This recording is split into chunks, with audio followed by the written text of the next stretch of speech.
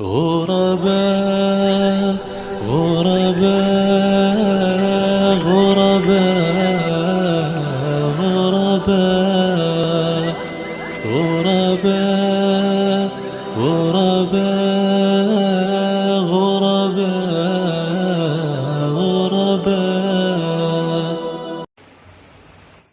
إن الحمد لله نحمده ونستعينه ونستغفره ونؤمن به ونتوكل عليه ونعوذ بالله من شرور أنفسنا ومن سيئات أعمالنا من يهده الله فلا مضل له ومن يضلله فلا هادي له وأشهد أن لا إله إلا الله وحده لا شريك له وأشهد أن محمدا عبده ورسوله أما بعد فإن خير الحديث كتاب الله وخير الهدي هدي محمد صلى الله عليه وسلم وشر الأمور محدثاتها وكل محدثة بدعة وكل بدعة ضلالة وكل ضلالة في النار. يقول الله سبحانه وتعالى في كتابه الحكيم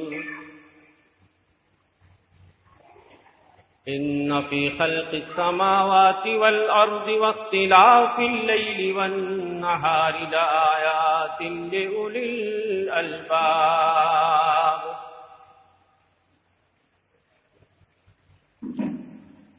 حضرات، جمعہ کے آج اس مختصر خطبے میں انشاءاللہ العزیز جس موضوع پہ لب کشائی کرنے کی جسارت کر رہا ہوں وہ ہے رب کی قدرت کے جلوے، رب کی قدرت کی نشانیاں جو یہ چیخ چیخ کر اعلان کر رہی ہیں کہ اس کائنات کا پیدا کرنے والا، اس کا پالنہار تنے تنہا وہ اللہ رب ذوالجلال ہے، جس کا کوئی شریک نہیں ہے، ساجھی نہیں ہے. وہی تنہا عبادت کے لائق ہے، اسی کے آگے سر جھکایا جائے، اسی کے آگے دستے سوال دراز کیا جائے، اسی پہ توکل اور بھروسہ کیا جائے، اسی کے نام کی نظر و نیاز مانگی جائے، اسی کے گھر کا طواف کیا جائے، اسی کے گھر پہ غلاف چڑھایا جائے، اسی سے ڈرا جائے، اسی سے محبت کی جائے، اسی کے نام کی قربانیاں کی جائیں. یہ ساری نشانیاں اسی وجہ سے ہیں کہ آدمی غور کرے اس کائنات کے خالق کے، مالک کے اندر، اس کے صانع کے اندر، کاریگر کے اندر. کائنات کے اندر رب ذوالجلال کی بہت ساری قدرت کی بے شمار نشانیاں بھری پڑی ہیں، زمین سے لے کے آسمان تک اور کائنات کے گوشوں میں، بحر و بر میں، خشک و تر میں. انسان کے اپنے جسم کے اندر دیکھ لے آدمی تو ہزاروں نشانیاں بھری پڑی جو یہ چیخ چیخ کر اعلان کر رہی ہیں کہ اس کا بنانے والا، سجانے والا، سنوارنے والا وہ تنہا اللہ ہے. قرآن کہتا ہے سنوریہم آیاتنا فی الآفاق وفی انفسہم حتی یتبین لہم انہ الحق.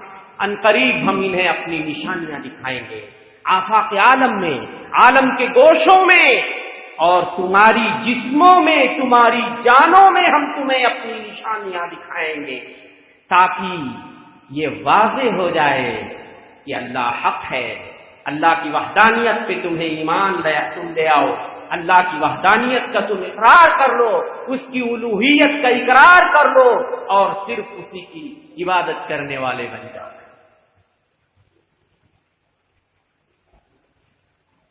زمین کو دیکھ لیجئے، آسمان کو دیکھ لیجئے، سورج کو دیکھ لیجئے، ستاروں کو دیکھ لیجئے، چاند کو دیکھ لیجئے، لیل و نہار کی گردش کو دیکھ لیجئے، یہ دن کے بعد رات، رات کے بعد دن، یہ چاند اور سورج کا چلنا، یہ ڈوبنا اور نکلنا، اتنا بڑا نیلگوں آسمان جو بغیر کسی سپورٹ کے کھڑا ہے۔ ایک چھوٹا سا کمرہ اگر بناؤ، بغیر پلر کے، بغیر کھمبوں کے وہ رک نہیں سکتا، اس کی چھت نہیں رک سکتی۔ اتنا بڑا آسمان بغیر کسی سپورٹ کے کھڑا ہوا ہے، اور ایک نہیں 7 آسمان ہیں، ہر ایک آسمان کے مابین کی دوری 500 سال کی مسافت کے برابر ہے۔ یہ دھرتی جسے اللہ نے زمین کی طرح بچھونا بنا دیا ہے، جس پہ ہم چلتے ہیں، کاشت کرتے ہیں، کھیتی باڑی کرتے ہیں، گھر بناتے ہیں، اور ایک زمین نہیں 7 زمینیں ہیں۔ کتنی نشانیاں گنائیں آپ نے۔ قرآن کہتا ہے ان فی خلق السماوات والارض واختلاف اللیل والنہار، بے شک آسمانوں اور زمین کی پیدائش میں، رات اور دن کے آنے جانے میں لآیات لأولی الالباب، بہت ساری نشانیاں ہیں عقل مندوں کے لیے، بہت ساری نشانیاں ہیں جو عقل رکھتے ہیں، جو غور و فکر کرتے ہیں۔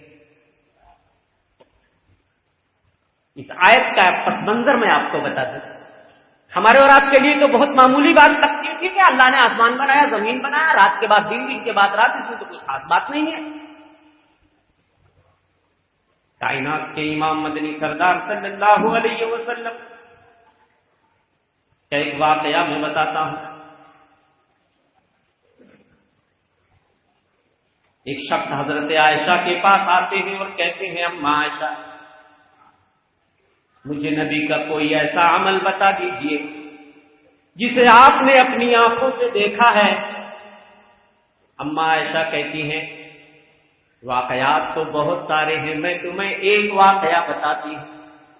ایک بار نبی کی میرے گھر میں باری تھی، آپ میرے گھر میں تشریف لاتے ہیں اور کہتے ہیں ذرینی اتعبد اللیلۃ یا عائشہ، وہ عائشہ چھوڑ دو، آج پوری رات میں اللہ کی عبادت کرنا چاہتا ہوں۔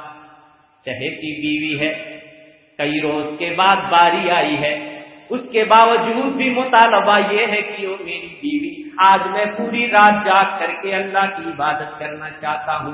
اما عائشہ کہتی ہیں میں نے کہا انی احب قربک و احب ما یسرک یا رسول اللہ، اللہ کے رسول میں تو آپ کے پاس رہنا چاہتی ہوں، کئی روز کے بعد تو باری آتی ہے، میں آپ کو چھوڑنا نہیں چاہتی، لیکن میں آپ کو ناراض بھی نہیں کرنا چاہتی، جو آپ کی خوشی ہے وہی میری بھی خوشی ہے۔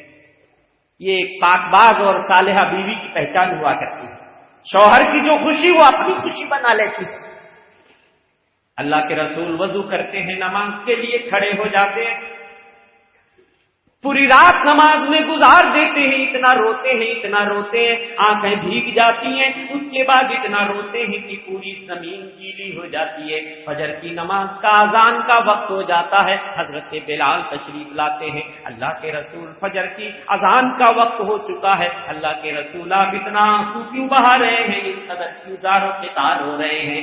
حضرت نبی نے فرمایا کہ او بلال، کیا تمہیں یہ پسند نہیں ہے کہ میں اللہ کا محبوب بندہ بن جاؤں؟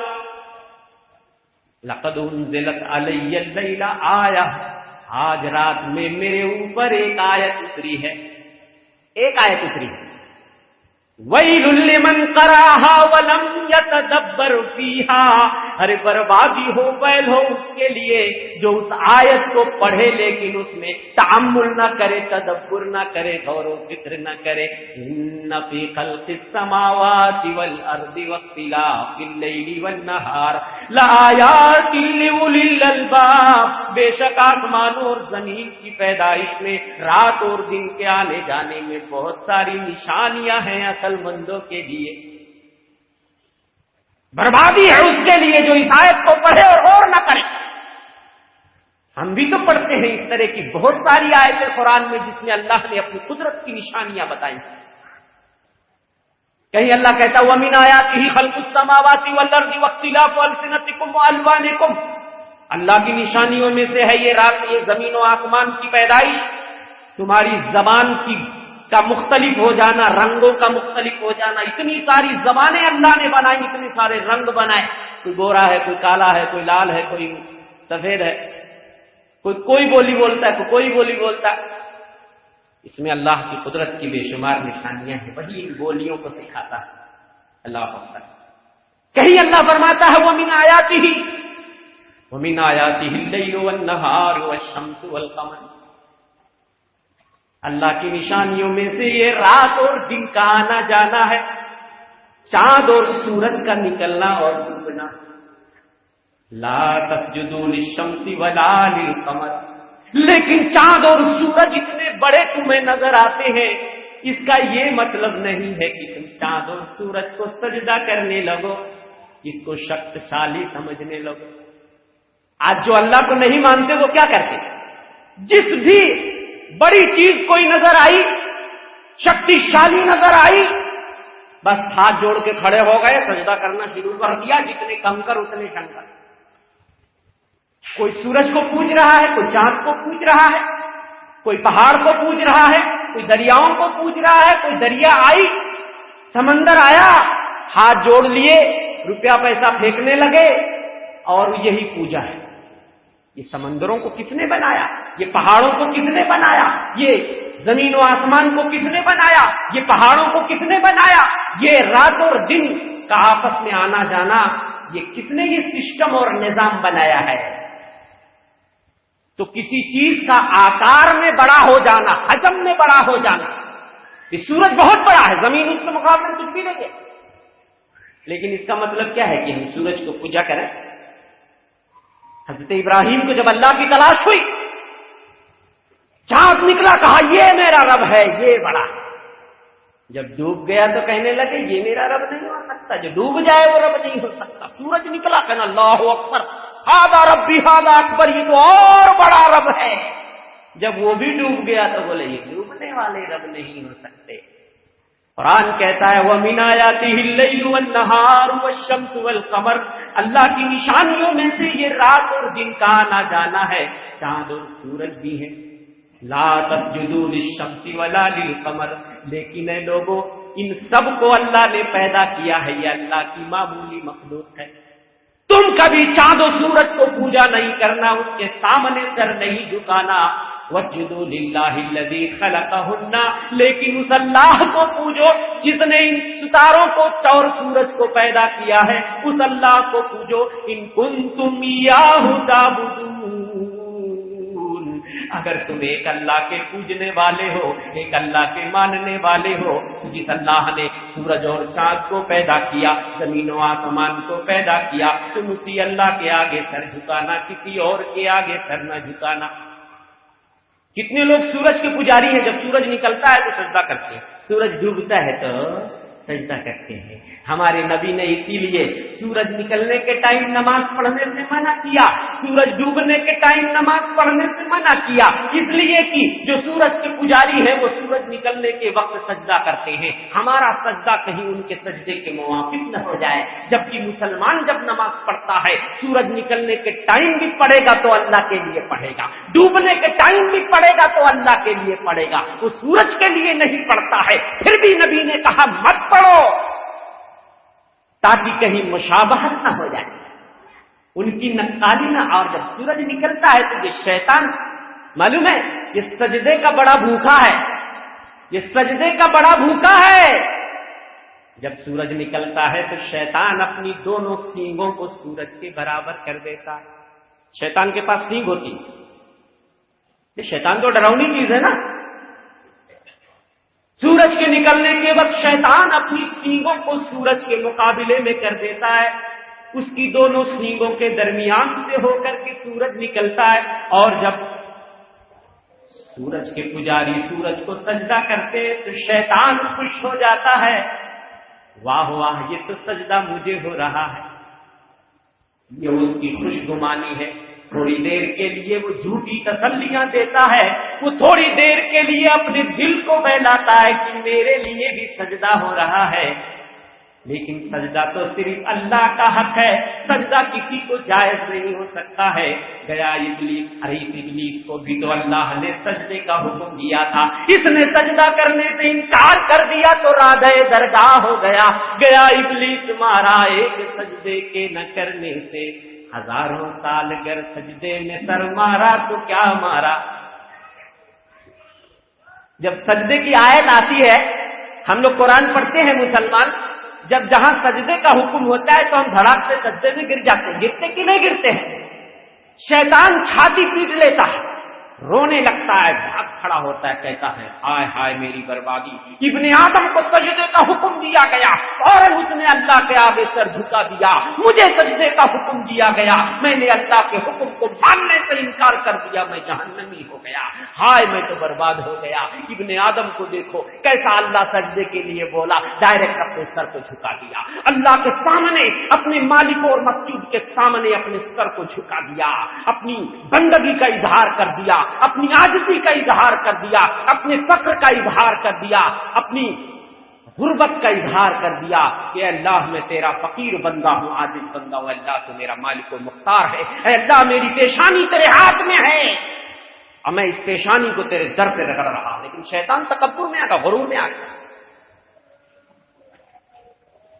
بہت ساری نشانیاں ہیں، یہ سورج اتنا بڑا ہونے کے باوجود دونوں سورج کو پوجتے ہیں۔ ہائے ہائے، یہ سورج کیا کرتا ہے معلوم ہے؟ حدیث سناتا ہوں آپ کو۔ اللہ کے رسول نے ایک بار حضرت ابو ذر سے پوچھا، سورج ڈوبنے والا تھا، اتدری این تذهب الشمس، او ابو ذر کیا تمہیں معلوم ہے کہ یہ سورج روز کہاں جاتا ہے؟ کہنے لگے اللہ و رسولہ عالم، اللہ اور اس کے رسول بہتر جانتے ہیں، اللہ کے رسول مجھے نہیں معلوم کہ یہ سورج کہاں جاتا ہے۔ آپ نے فرمایا انہا تجری حتی تنتہی الی العرش، یہ چلتا رہتا ہے یہاں تک کہ عرش کے پاس پہنچ جاتا ہے، فتخر تحتہا ساجدہ، جب عرش کے نیچے پہنچتا ہے تو فوراً سجدے میں گر جاتا ہے۔ ہائے ہائے، عرش کے نیچے پہنچتا ہے سورج تو فوراً سجدے میں گر جاتا ہے۔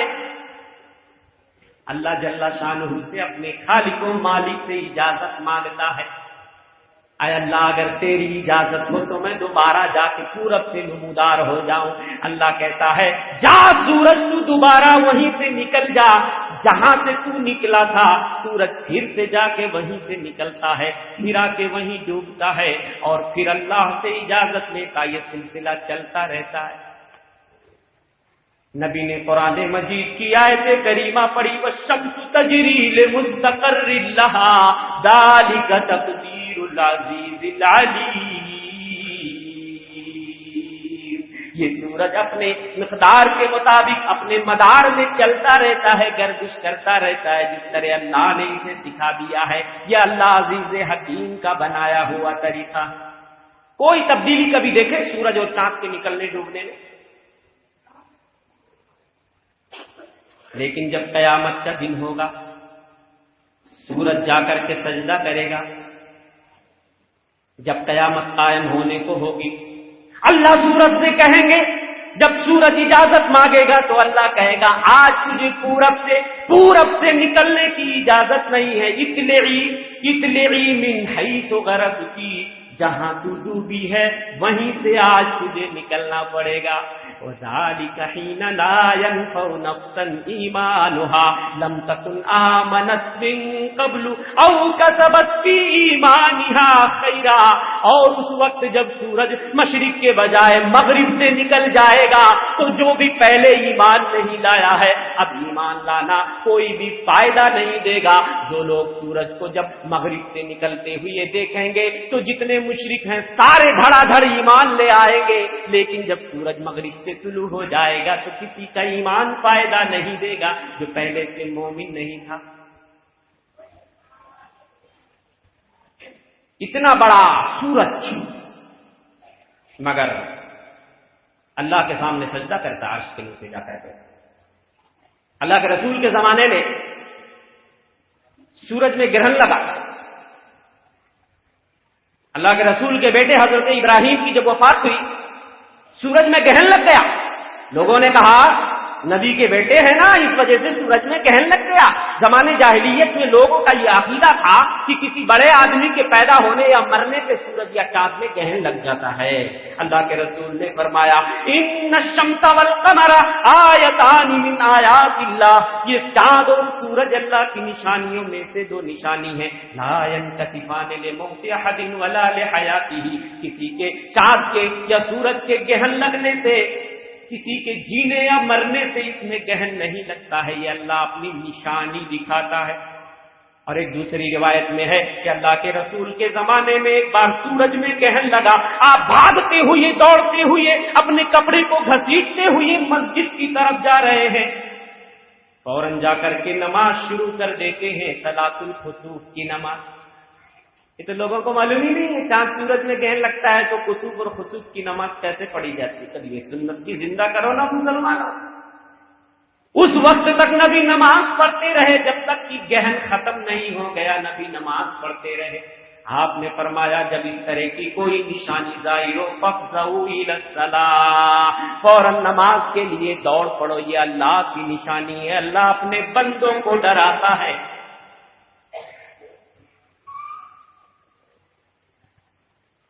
اب جن کو ایمان نہیں لانا ہے، نہیں جی وہ گہن کیسے لگتا ہے، ان کے وہاں ایک فارمولہ ہے کہ چاند سورج گردش کرتے ہیں، زمین بھی گردش کرتی ہے، اس کے راستے میں آ جاتی ہے، روشنی پوری کی پوری آتی نہیں ہے زمین پہ، اس وجہ سے وہ گہن لگ جاتا ہے. ٹھیک ہے یہ تمہارا فارمولہ ہے، لیکن یہ کہنے میں کیا حرج ہے کہ اللہ یہ نشانی دکھاتا ہے بندوں کو ڈرانے کے لیے. ان کے وہاں تو ہر چیز کا فارمولہ ہے. زلزلہ کیسے آتا ہے؟ اللہ ڈراتا ہے زلزلے کے ذریعے سے. لیکن ان کے وہاں اس کا بھی فارمولہ ہے. زمین کے اندر گرمی بہت بڑھ جاتی ہے، اس کی چٹانیں ایک دوسرے سے ٹکرانے لگتی ہیں اور تہس نہس ہونے لگتی ہیں، اس لیے زمین ہلنے لگتی ہے. چلو ہو گیا، زلزلے کا کام ختم ہو گیا. ابھی ایسے ہر چیز کو یہ لوگ اپنے دماغ سے، بارش کیسے برستی ہے؟ یہ جو مانسون بن کے آتا ہے، فلاں فلاں نچھتر اور ستارہ جب فلاں جگہ آتا ہے تو بارش ہوتی ہے. یہ کہنے میں کیا لگتا ہے کہ بارش اللہ برساتا ہے اپنی حکمت سے. مانسون اگر روک لے تو ہے کوئی لانے والا مانسون؟ یہ مصنوعی مانسون کی ٹرائیاں لوگ کرتے ہیں. مصنوعی مانسون جتنی کروڑوں روپے لگا دیتے ہیں مانسون بنانے میں، لیکن مانسون نہیں بنتا ہے. حدیبیہ کے موقع پہ صبح کو فجر کی نماز اللہ کے رسول نے پڑھائی تو بارش ہوئی تھی رات میں. آپ نے فرمایا آج میرے کچھ بندے میرے اوپر ایمان لانے والے ہو گئے، کچھ لوگ میرے ساتھ کفر کرنے والے ہو گئے. جس نے یہ کہا مطرنا بفضل اللہ ورحمتہ، اللہ کے فضل سے بارش ہوئی ہے، رحمت سے بارش ہوئی ہے، وہ میرے اوپر ایمان لانے والے ہو گئے. ومن قال مطرنا بنوع کذا وکذا، جس نے یہ کہا فلاں فلاں نچھتر کی وجہ سے بارش ہوئی ہے، فہوا مومن بالکوكب، وہ ستارے پہ ایمان لانے والا ہو گیا. وہ کافر باللہ، اور اللہ کے ساتھ کفر کرنے والا ہو گیا. ایک مسلمان ہر چیز کو اپنے اللہ کی طرف پھیر دیتا ہے. یہ میرے رب کا جلوہ ہے، یہ میرے رب کی قدرت ہے، یہ میرے رب کی رحمت ہے جو برس رہی ہے. یہ زلزلہ آیا ڈر جاتا ہے مسلمان، توبہ کرنا لگتا ہے. بجلیاں کڑکتی ہیں ڈر جاتا ہے مسلمان، اور ڈرنا بھی چاہیے. یہ بجلیاں کڑکتی ہیں تمہیں ڈرانے کے لیے. سبحان الذی یسبح الرعد بحمدہ والملائکۃ من خیفتہ، وہ اللہ کی قدرت، اس کی عظمت، اس کی جلالت، اس کی کبریائی، اس کی بزرگی، اس کی شکتشالی کا عالم یہ ہے. فرشتے کوڑے مار کے ہانکتے ہیں بادلوں کو، بجلی کڑکتی، اور بجلی کڑکتی تھی کہ اللہ کے رسول دعا پڑھتے تھے سبحان الذی یسبح الرعد بحمدہ. یہ بجلی بھی اللہ کی پاکی بیان کرتی ہے. والملائکۃ من خیفتہ، یہ فرشتے جو اتنے بڑے بڑے، اتنی بڑی مخلوق کو بھی اللہ کے ڈر سے تھر تھر تھر تھر کانپتے ہیں. یہ ہمارے رب کا جلوہ ہے، یہ ہمارے رب کی قدرت کی نشانیاں. کتنی نشانیاں دکھاؤں آپ کو. دھرتی سے آکاش تلک میں کیا کیا نشانی دیکھوں. کتنی نشانیاں ہیں. دھرتی سے آکاش تلک میں کیا کیا نشانی دیکھوں مولا، اوسے قزح دیکھوں یا پھر یہ بہتا پانی دیکھوں. کتنی نشانیاں اللہ کی. بے شمار نشانیاں ہیں، قدرت کے جلوے ہیں. یہ سورج کی کرنوں میں، یہ جھرنوں میں، یہ پہاڑوں میں، یہ آبشاروں میں، یہ دریاؤں میں، یہ پانی کی روانی میں، یہ پھولوں کی نزہت میں، یہ چڑیوں کی چہچہاہٹ میں کتنی نشانیاں اللہ کی بھری پڑی.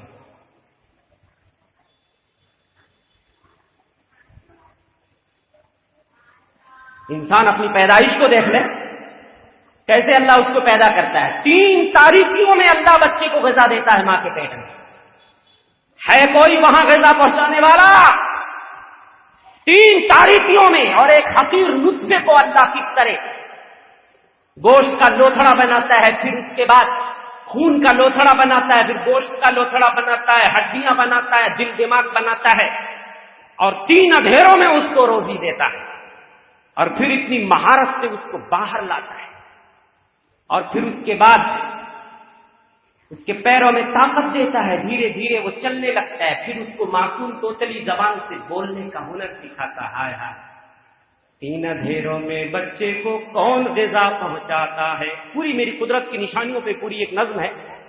3 اندھیروں میں بچے کو کون غذا پہنچاتا ہے، کتنی مہارت سے مولا تو اس کو باہر لاتا ہے. کیسے زبان سے بولی بولے تو ہی تو سکھلاتا ہے. بچپن یا پیرانہ سالی یا کی جوانی دیکھو مولا کیا کیا نشانی دیکھوں. دھرتی سے آکاش تلک میں کیا کیا نشانی دیکھوں. قوسِ قزح دیکھوں یا کیے بہتا پانی دیکھوں. کیا کیا دکھاؤں آپ کو؟ بچپن دکھاؤں یا جوانی دکھاؤں یا بڑھاپا دکھاؤں؟ کتنی نشانیاں ہیں. بڑے بڑے مخلوق کو تو چھوڑ دیجیے، چھوٹے چھوٹے مخلوق کو آئیے میں آپ کو قدرت کی نشانیاں. حقیر مخلوق مچھر، بڑی چیزوں کو تو جانے دیجیے، حقیر چیزوں کو اللہ نے کیوں پیدا کیا آدمی سوچ سکتا ہے. مچھر ایک حقیر سا کیڑا ہے، جانور ہے. اللہ نے منافقین کی جب مثال بیان کی سورہ بقرہ میں آپ پڑھتے ہو تو مچھر کی بھی مثال بیان کی. لوگ مذاق اڑانے لگے، یہ کون سا کلام ہے، یہ کون سا قرآن ہے اور کون سا اللہ ہے جو مچھر کی مثال بیان کرتا ہے. ارے اب مچھر میں کون سی بڑی بات ہے، ایک حقیر سا کیڑا ہے. مچھر کے اندر قدرت کی کتنی نشانیاں ہیں معلوم ہے آپ کو؟ اکثر کم لوگوں کو معلوم ہے. خون جو چوستا ہے، لوگ سمجھتے ہیں نر مادہ دونوں خون چوستے ہیں. تحقیق نے، سائنس نے ثابت کر دیا ہے کہ نر جو ہوتا ہے وہ خون نہیں چوستا ہے، مادہ جو ہوتی ہے وہ خون چوستی ہے.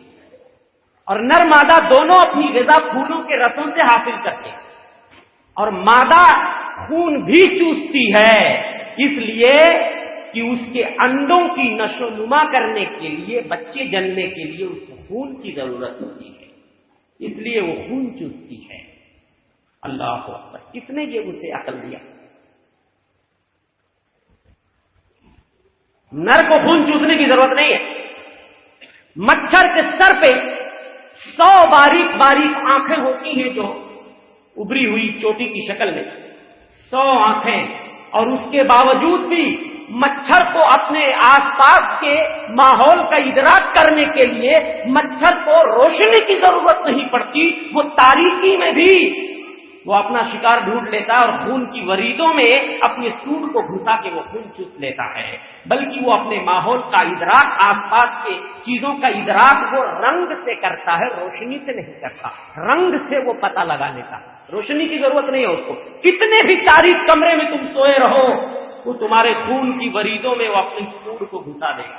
اچھا، یہ بھی مچھر کے اندر ایک کمال دیکھیے کہ سوڑ کے اندر اللہ نے غلاف چڑھا دیا ہے. اتنی باریک سی سوڑ ہے دیکھیے، اور اتنی موٹی چمڑی میں کس طرح انجیکشن کی طرح پیوست کر دیتا ہے. لیکن انسان کا خون نکلنے کے بعد خون کے اندر یہ مادہ ہوتا ہے کہ خون جم جاتا ہے، اور خون اگر جم جائے تو پھر مچھر اسے چوس نہیں سکتا. اللہ نے اس کے جسم میں ایسا مادہ، کیمیائی مادہ پیدا کیا ہے کہ وہ کیمیائی مادہ پہلے جسم میں گھسا دیتا ہے. وہ کیمیائی مادہ انسان کے جسم میں جاتا ہے تو خون جمتا نہیں ہے، فوراً وہ بڑے آسانی کے ساتھ خون کو چوس لیتا ہے. قرآن کہتا ہے ان اللہ لا یستحی ان یضرب مثلا ما بعوضۃ فما فوقها، اللہ کو شرم نہیں آتی، اللہ کو کچھ بھی شرم نہیں آتی کہ وہ مچھر کی مثال بیان کرے یا اس سے بھی کوئی بڑی چیز کی مثال بیان کرے، ہر چیز میں اللہ کی نشانی موجود ہے۔ فَأَمَّا الَّذِينَ آمَنُوا فَيَعْلَمُونَ أَنَّهُ الْحَقُّ مِنْ رَبِّهِمْ، جو ایمان والے ہیں وہ تو جان لیتے ہیں کہ یہ حق ہے، سچ ہے ان کے رب کی طرف سے۔ وَأَمَّا الَّذِينَ كَفَرُوا، جو کافر ہوتے ہیں کہتے ہیں فَيَقُولُونَ مَاذَا أَرَادَ اللَّهُ بِهَذَا مَثَلًا، ارے اللہ نے اس کے ذریعہ کیا بیان کرنے کی کوشش کی ہے، یہ مچھر کی مثال کا کیا مطلب؟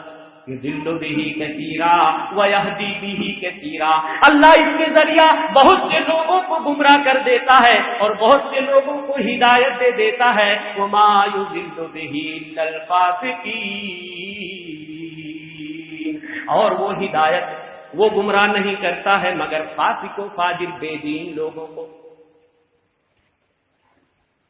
شہد کی مکھی کو دیکھ لو، ایک پوری سورت اللہ نے بنا دیا، سورہ نحل۔ شہد کی مکھیوں کے اندر اللہ کی قدرت کے کتنے نمونے ہیں، کتنے عجائب ہیں، آپ یقین نہیں کرو گے۔ شہد کی مکھی جتنا رس چوستی ہے اور جتنی غذا اسٹور کرتی ہے اپنے چھتے کے اندر، اس کی ضرورت سے کہیں زیادہ ہے، جتنی اس کو جس کی غذا کی ضرورت ہے اس سے کہیں زیادہ وہ شہد اسٹاک کرتی ہے۔ اور وہ شہد نکلتا کیسے ہے جو اتنا لذیذ ہے، بیماریوں میں شفا یاب بھی ہے؟ اس کا جواب آئیے قرآن سے لیتے ہیں۔ یا اللہ نے ڈیوٹی لگائی ہے شہد کی مکھی کو، وہی اللہ نے بھیجا کہ شہد کی مکھی تجھے چھتا کیسے بنانا ہے یہ بھی اللہ نے اسے سکھایا، تجھے کتنا شہد اسٹاک کرنا ہے ہمارے بندوں کے لیے، انسانوں کی بھی تجھے خدمت کرنی ہے، اس لیے تجھے اتنی غذا کافی نہیں ہے جتنی تیری ضرورت ہے، خوراک ہے، تجھے زیادہ سے زیادہ شہد پیدا کرنا ہے میرے بندوں کے لیے۔ وَأَوْحَى رَبُّكَ إِلَى النَّحْلِ أَنِ اتَّخِذِي مِنَ الْجِبَالِ بُيُوتًا، قرآن کہتا ہے تمہارے رب نے شہد کی مکھی کے پاس وہی بھیجا، چھوٹی سی مکھی کے پاس وہی آ رہی ہے، کیا وہی آ رہی ہے؟ أَنِ اتَّخِذِي مِنَ الْجِبَالِ بُيُوتًا، وہ شہد کی مکھی تو پہاڑوں پہ اپنا گھر بنا، وَمِنَ الشَّجَرِ وَمِمَّا يَعْرِشُونَ، اور اونچے اونچے درختوں پہ بنا، نیچے درختوں پہ نہیں، اونچے اونچے درختوں پہ اپنا گھر بنا، اور جو لوگ ٹٹیاں بیلوں پہ ٹٹیاں چڑھاتے ہیں ان ٹٹیوں پہ اپنا گھر بنا۔ تم کُلی من کل الثمرات، ہر طرح کے پھلوں پھولوں کا رس چوس، فَاسْلُكِي سُبُلَ رَبِّكِ ذُلَلًا، اور اپنے رب کی راہوں پہ آسانی سے چلتی چلی جا، يَخْرُجُ مِن بُطُونِهَا شَرَابٌ مُخْتَلِفٌ أَلْوَانُهُ، اس کے پیٹ سے اللہ ایسا شراب نکالتا ہے، ایسا شہد نکالتا ہے جس کا رنگ اور کلر الگ الگ ہوتا ہے، جس طرح کا پھول چوستی ہے ویسا کلر بنتا ہے، شہد ایک کلر کا نہیں ہوتا، کئی کوالٹی کئی کلر کا ہوتا ہے، ذائقہ بھی مختلف ہوتا ہے، یہ اللہ کی قدرت ہے۔ فیہ شفاء للناس، اس کے اندر انسانوں کے لیے بہت ساری بیماریوں سے شفا ہے۔ ان فی ذلک لآیۃ لقوم یتفکرون، اس کے اندر قوم غور کرنے والی قوم کے لیے بہت ساری نشانیاں ہیں۔ غور کرو گے تب نا، چھتا جو بناتی ہے، چھتا کوئی جیسے ماہر انجینئر نے نقشہ بنایا، اس کے منہ سے ایک لعاب نکلتا ہے، اس کے بعد وہ چھتا اسی سے بناتی ہے، اور جو چھوٹے چھوٹے خانے ہوتے ہیں سارے خانے ایک دم برابر ہوتے ہیں، اس کے اندر شہد وہ جمع کرتی ہے، اور بچوں اور انڈوں کی نشو نما بھی اس کے اندر ہوتی ہے، اس کا الگ الگ حصہ خاص ہوتا ہے، یہ شہد کے لیے ہے، یہ بچوں کے لیے ہے، یہ انڈوں کے لیے ہے، اور پھر موم سے اس کے راستوں کو بند کر دیتی ہے کہ وہ شہد ٹپک کے نیچے نہ گرے، اس کے اندر اسٹاف ہے۔ اللہ اکبر، ایک وقت ایک چھتے میں 80,000 مکھیاں رہ سکتی ہیں، اور مکھیوں کی ایک رانی ہوتی ہے جس کا نام یعقوب ہے، یعقوب، وہ مکھی کی رانی جو ہوتی ہے پورا کنٹرولنگ پاور اس کے ہاتھ میں، ریموٹ کنٹرول اس کے ہاتھ میں، ساری مکھیاں اس کے کنٹرول میں ہوتی ہیں، اس کے حکم کی نافرمانی نہیں کرتی. وہ رانی جو کہے گی سب کو وہ کرنا ہے, سب کی ڈیوٹیاں لگا دیتی ہے الگ الگ, کس کو پھل چوسنا ہے. اچھا, اور اندر اس کے شہد کے چھتے کے اندر کا جو درجہ حرارت ہوتا ہے, سال کے 10 مہینے وہ 35 ڈگری سیلسیس 35 ڈگری سیلسیس درجہ حرارت اندر کا تاپمان ہونا چاہیے, تب شہد محفوظ رہ سکتا, ورنہ شہد خراب ہو جائے گا. اس کام کے لیے پوری ایک بٹالین, پوری ایک جماعت مکھیوں کی وہ ڈیوٹی لگتی ہے. وہ شہد کے چھتے کے گیٹ پہ وہ اپنے پروں سے ہوا کرتی ہیں اور آمد و رفت کو کنٹرول کرتی ہیں, کتنی ہوا اندر جانی ہے کتنی نہیں جانی ہے.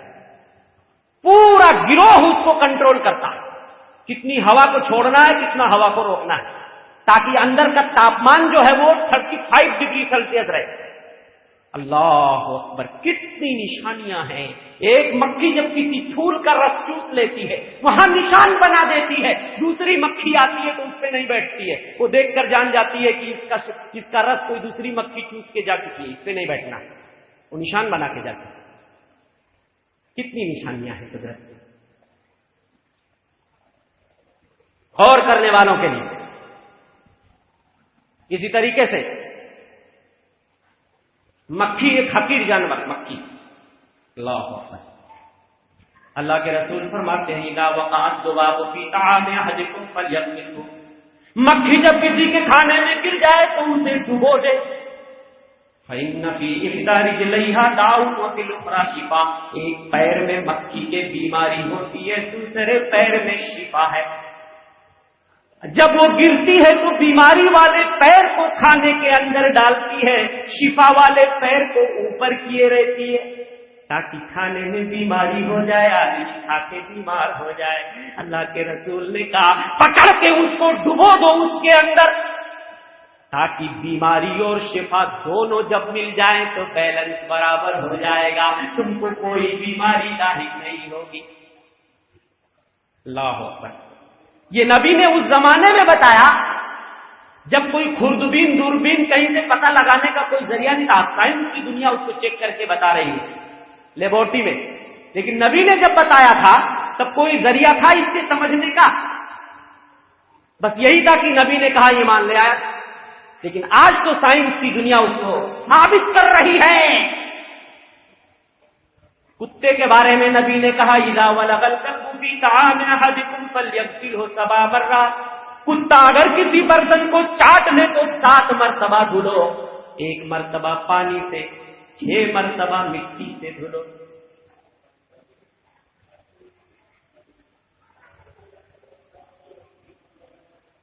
کتے کے منہ میں اتنے خطرناک جراثیم ہوتے ہیں. آج سائنس کی دنیا, ہمارے نبی نے جب کہا تھا تو شاید لوگوں کے سمجھ میں بات نہیں آئی, بس نبی نے کہا بھائی ہم ایمان لے آئے.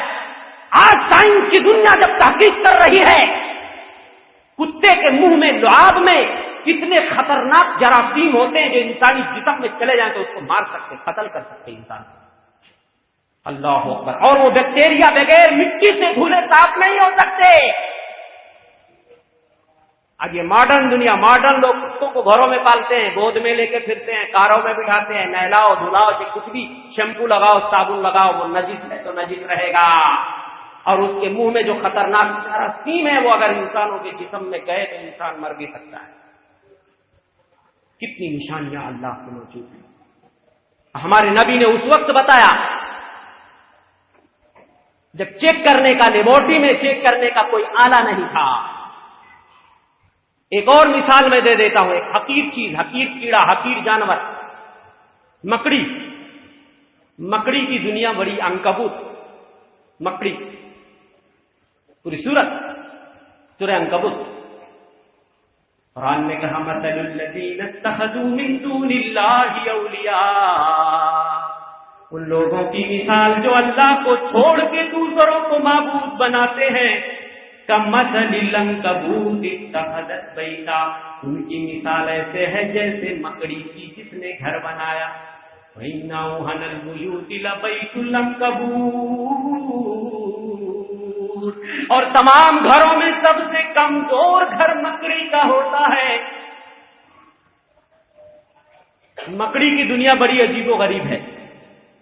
مکڑی کے گھر کو سب سے کمزور گھر تشبیہ دیا, جو غیروں کو پکارتے ہیں وہ اتنے کمزور ہیں، مکڑی کے جالے سے بھی زیادہ کمزور ہیں، جن کو لوگ شکتیشالی سمجھتے، پاورفل سمجھتے، جن کو حاجت روا سمجھتے، مشکل کشا سمجھتے، جن کے آگے سر جھکاتے، جن کو حاجت روا سمجھتے، جن کے آگے ماتھا ٹیکتے، جن سے بیٹا بیٹی مانگتے، جن سے شفائیں مانگتے، جن سے دولت مانگتے، ایسے لوگ اتنے کمزور ہیں کہ مکڑی کے جالے سے بھی زیادہ کمزور ہیں۔ اور یہ مکڑی کے جالے سے یا مکڑی کے گھر سے اللہ نے کیوں تشبیہ دی معلوم ہے آپ کو؟ پہلے لوگ یہی سمجھتے تھے کہ کیونکہ مکڑی کا گھر کمزور ہوتا ہے نا، آج سائنس کی دنیا نے تحقیق کر کے بتا دیا کہ مکڑی کا گھر ظاہر میں بھی کمزور ہوتا ہے، باطن میں بھی کمزور ہوتا ہے، اس گھر سے برا کوئی گھر نہیں۔ مکڑیوں کی دنیا بڑی عجیب و غریب ہوتی ہے، مکھیوں کے اندر، یہ شہد کی مکھیوں کے اندر اجتماعیت ہوتی ہے، مل جل کے کام کرنے کا جذبہ ہوتا ہے، اس کے برخلاف جو مکڑی ہے نا، ان کے وہاں لڑائی، فساد، بگاڑ، انتشار، قتل و غارت گری، یہ بالکل الگ ہے شہد کی مکھیوں سے، مل جل کے کام نہیں کرتے ہیں۔ ان کے وہاں معلوم ہے مکڑی جب نر مکڑی جو ہوتی ہے، مادہ مکڑی جو ہوتی ہے، نر کے ساتھ جب ملاپ کرتی ہے اور نر کا کام جب ختم ہو جاتا ہے، وہ انڈے بچے دے دیتی ہے، تو یہ سب مل کے نر کو مار دیتی ہیں اور مار کے باہر پھینک دیتی، بولتی نر کا کام ختم ہو گیا، اس کو مارو۔ اور جب ماں بچوں کو بڑے کر دیتی ہے تو بچے مل کے ماں کو مار کے باہر پھینک دیتے کہ ماں کا کام ختم ہو گیا۔ اس سے برا گھر کوئی ملے گا آپ کو؟ ہائے ہائے، صرف ظاہری کمزوری مت دیکھو، قرآن کا اعجاز دیکھو، معجزہ دیکھو۔ پہلے لوگ سمجھتے تھے کہ یہ قرآن نے مثال کیوں دیا؟ جو لوگ غیروں کو پکارتے ہیں، غیروں کو پکارتے ہیں، ان کے پکارنے کی مثال، غیروں کی مثال تو مکڑی کے گھر کی طرح ہے، بالکل کمزور گھر ہوتا ہے۔ وَإِنَّ أَوْهَنَ الْبُيُوتِ لَبَيْتُ الْعَنكَبُوتِ، سب سے کمزور گھر، سب سے خراب گھر، سب سے جھگڑالو گھر اگر ہوتا ہے تو مکڑی کا گھر ہوتا ہے۔ جو لوگ غیروں سے، جنہوں نے اپنا واسطہ استوار کر لیا ہے، اللہ کا در چھوڑ دیا ہے، اللہ واحد کی دہلیز چھوڑ دی ہے، اللہ سے مانگنا چھوڑ دیا ہے، اللہ سے لو لگانا چھوڑ دیا ہے، اللہ پہ توکل چھوڑ دیا ہے، اللہ سے محبت چھوڑ دی ہے، اللہ سے ڈرنا چھوڑ دیا ہے، اللہ کے نام کی نظر و نیاز چھوڑ دی ہے، اللہ کے نام کی قربانیاں چھوڑ دی ہیں، اللہ پہ بھروسہ چھوڑ دیا ہے جنہوں نے، ان کے لیے عبرت کی عبرت ہے میرے بھائیوں۔ غیروں کا سہارا تو کوئی سہارا نہیں ہوتا، سہارا صرف اللہ رب ذوالجلال کا ہے۔ اے لوگوں سنو، ایک مثال سنو۔ یا ایھا الناس ضرب مثل فاستمعوا، اے لوگوں ایک مثال بیان کی جاتی ہے، غور سے سننا۔ قرآن بیان کرتا، میں نہیں بیان کرتا۔ یا ایھا الناس ضرب مثل فاستمعوا، اے لوگوں ایک مثال بیان کی جاتی ہے، ذرا غور سے سننا۔ ان الذین تدعون من دون اللہ، جنہیں تم اللہ کے علاوہ پکارتے ہو، لن یخلقوا ذبابا، ارے یہ تو ایک مکھی بھی نہیں پیدا کر سکتے، ولو اجتمعوا لہ، چاہے سارے لوگ مل جائیں، جتنے معبودوں کو تم پکارتے ہو سب مل کے چاہے تو ایک حقیر مکھی کو نہیں بنا سکتے۔ وَإِن يَسْلُبْهُمُ الذُّبَابُ شَيْئًا لَّا يَسْتَنقِذُوهُ مِنْهُ، اور اگر مکھی کوئی چیز ان سے چھین کر لے کے بھاگ جائے تو اس کو چھڑا بھی نہیں سکتے۔ ضَعُفَ الطَّالِبُ وَالْمَطْلُوبُ، طالب بھی کمزور، مطلوب بھی کمزور، پکارنے والا بھی کمزور، جس کو پکارا جا رہا ہے وہ بھی کمزور، دونوں بودے ہیں، دونوں کمزور، دونوں بے وقوف۔ یہ کتنی بے وقوفی کی بات ہے، ایسے ایسے سہارے ڈھونڈتے ہو، ارے تمہاری نیا کسی ساحل سے نہیں لگے گی، تمہیں یہ بھنور میں ڈبو دیں گے۔ سہارا ڈھونڈنا ہے تو اللہ کا ڈھونڈو، اللہ واحد پہ ایمان لے آؤ، اس کی وحدانیت کا اقرار کر لو اور اسی کو حاجت روا اور مشکل کشا سمجھ لو۔ اس کے صحیح معنوں میں جس طرح ایمان ہونا چاہیے اس طرح ایمان لاؤ۔ یہ پھسپھسا ایمان نہیں چلے گا کہ نماز کے لیے مسجد میں آتے ہو، نماز سے نکلتے ہو تو کہیں اور جا کے ماتھا ٹیک دیتے۔ وما قدر اللہ حق قدرہ، ارے لوگوں نے اللہ کی قدر نہیں جانی پہچانی نہیں، اللہ کی عظمت کیا ہے، شکتی کیا ہے، طاقت کیا ہے، عظمت کیا ہے، کبریائی کیا ہے، بزرگی کیا ہے۔ یہ جمعہ ہے اور جمعہ میں زیادہ نہیں سنا سکتا، اگر آپ کو زیادہ سننا ہے تو چیتا کیمپ میں آئیے انشاءاللہ شام میں۔ فتنوں کی آندھی، یہ میرا عنوان رہے گا، فتنوں کی آندھی، جو فتنے دنیا میں رونما ہیں۔ انشاءاللہ میں نے اسی لیے یہاں پہ یہ خطبہ بھی دیا کہ یہاں سے میرے لیے راستہ چیتا کیمپ کا نزدیک ہے، میں نے دوسرے لوگوں کو کینسل کر دیا کہ تاکہ ہم چیتا کیمپ سے قریب ہو جائیں اور یہاں کے لوگوں کو کچھ سنا دیں۔ اسی بہانے شیخ ہم سے بہت دنوں سے ٹائم مانگ رہے تھے، بس اللہ سے دعا ہے کہ میری بات آپ سمجھ گئے ہو۔ یہ میری نشانیاں جو قدرت کی میں نے دکھائی ہیں، اس سے میسج اور پیغام دینے کا میرا مقصد کیا ہے؟ اپنے پیدا کرنے والے کی حقیقت کو جان لو، اس کی وحدانیت تسلیم کر لو، الوہیت، اور صحیح معنوں میں ایمان لے آؤ اور اسی پہ بھروسہ کرو، اسی سے مانگو، اسی سے پکارو، اسی سے رو، اسی سے گر گراؤ، اسی سے توبہ کرو، اسی سے استغفار کرو۔ یہی میرا میسج ہے، شرک اور بدعت سے اپنے دامن کو بچاؤ۔ اللہ سے دعا ہے کہ اللہ ہم تمام بھائیوں کو دین کی سچی سمجھ عطا فرمائے۔ آمین وما توفیق الا باللہ وصلی اللہ علی نبینا محمد۔ بارک اللہ لی ولکم فی القرآن العظیم ونفعنی وإیاکم بالآیات والذکر الحکیم انہ تعالی جواد کریم ملک رؤوف رحیم۔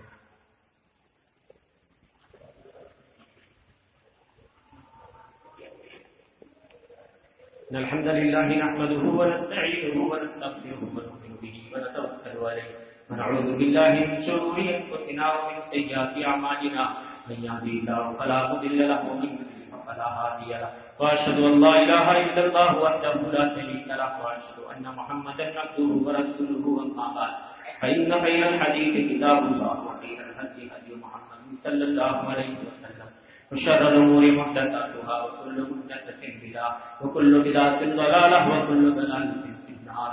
عباد الله رحمكم الله، إن الله يأمر بالعدل والإحسان وإيتاء ذي القربى وينهى عن الفحشاء والمنكر والبغي يعظكم لعلكم تذكرون، وذكر الله تعالى أعلى وأولى وأجل وأكرم۔ قوموا إلى الصلاة۔